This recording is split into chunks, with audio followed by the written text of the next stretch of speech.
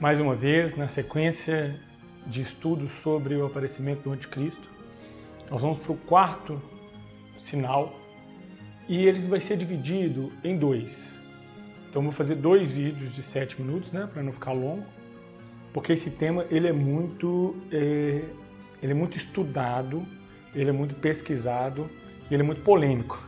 Então, nessa primeira parte desses 7 minutos, eu quero justificar a escolha desse tema de estudo, né, a vinda do Anticristo, e começar a explicar sobre esse quarto sinal. Mas falando um pouco sobre a série de estudos, o livro de Apocalipse, eu estudo ele desde quando eu sou criança, sabe? Tem pouco tempo. Mas eu sempre gostei muito do livro de Apocalipse. Eu sei que alguns cristãos, né, têm medo do livro de Apocalipse, não leem de medo. Aí fica repetindo alguns mantras, fica repetindo algumas mensagens equivocadas, fica repetindo alguns estudos, fica repetindo alguns pensamentos errados. Mas qual que é a visão bíblica e a minha visão?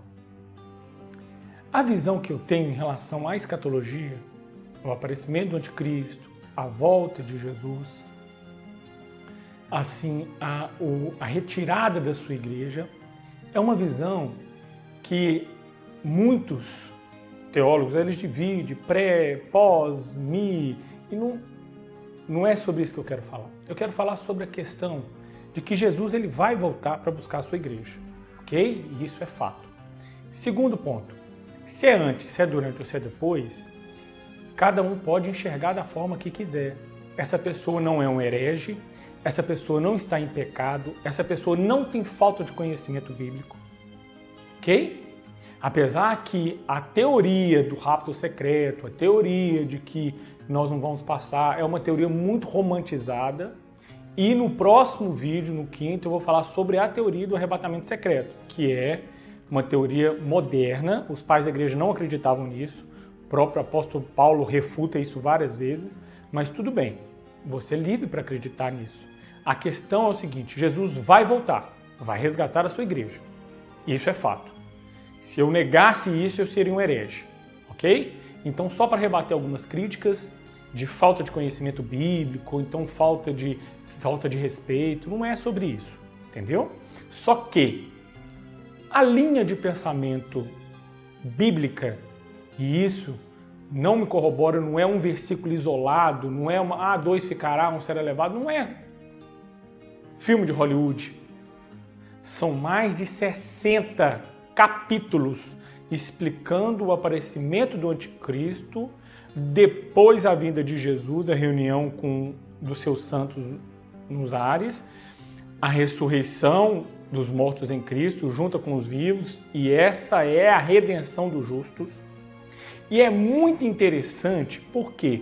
Porque a grande maioria das pessoas que se ofendem em falar que a igreja vai passar pela grande tribulação, vai enfrentar o Anticristo, e por isso é importante entender quais os sinais antecedem a vinda do Anticristo, porque ele veio antes de Cristo, em todos os sentidos.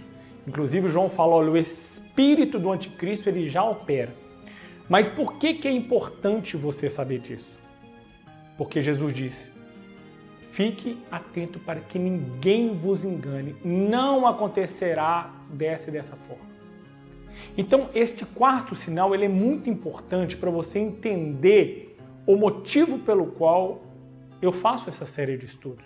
Não é para ganhar fama, não é para repercussão, não é para ter um nome aclamado, não é nada disso. É simplesmente para que você não seja enganado.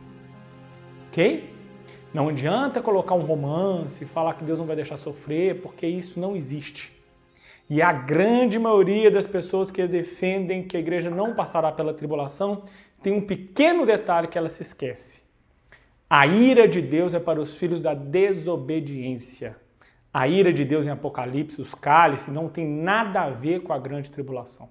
A grande tribulação é para a igreja. A grande tribulação não vem de Deus. A grande tribulação vem do mundo. A grande tribulação vem da guerra entre os santos e os injustos, entre os puros e os imundos. Vem contra a igreja, que é representante de Cristo, contra o reinado do anticristo. Então, se o espírito do anticristo já opera, O espírito que está incutindo na cabeça das pessoas, o espírito do anticristo já está aí. Homossexualismo, feminismo, machismo, divisão entre brancos, negros, azuis, pardos, porque para Deus não existe divisão entre homem e mulher, não existe divisão entre raça. Para Deus, pecado é o mesmo do começo, vai ser pecado do final. Então, quando eu começo a romantizar, quando eu começo a criar um ambiente favorável para que as pessoas não tenham medo do que vai vir, eu crio um povo fraco.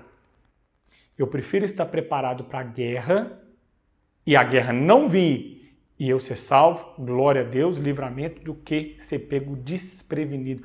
Crente, cristão, não pode ser pego desprevenido.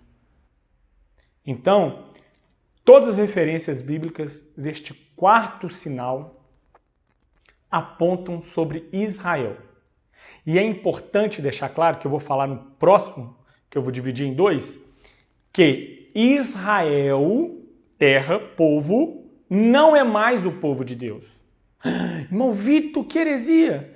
Não sou eu que estou falando, Paulo.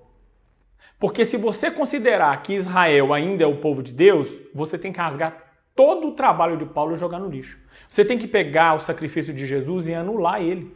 Porque Jesus morreu na cruz para que todos sejam filhos de Abraão, cordeiros de Cristo.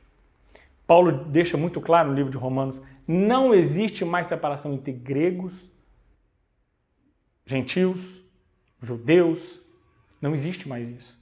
Para Deus não existe Israel física, existe Israel celestial, que é um pouco do povo de cada nação que aceitou Jesus como o único e suficiente Salvador. E só para deixar a pincelada para entrar no próximo vídeo, na outra etapa, Israel hoje é com o menor número de cristãos verdadeiros no mundo. Segundo ponto, caravana de Israel, crente de verdade que entende, sabe que aquilo lá foi feito pela Igreja Apostólica Romana simplesmente para ganhar dinheiro, porque não tem como comprovar a via dolorosa. Terceiro ponto, crente em Israel, tirando sandálias, cobrindo o corpo para poder ver túmulo de Jesus, antes disso honrando Maomé, crente orando e chorando no Muro das Lamentações. Por que nós devemos olhar para Israel? Porque Israel está esperando o Messias vir pela primeira vez. Acompanhe no próximo vídeo.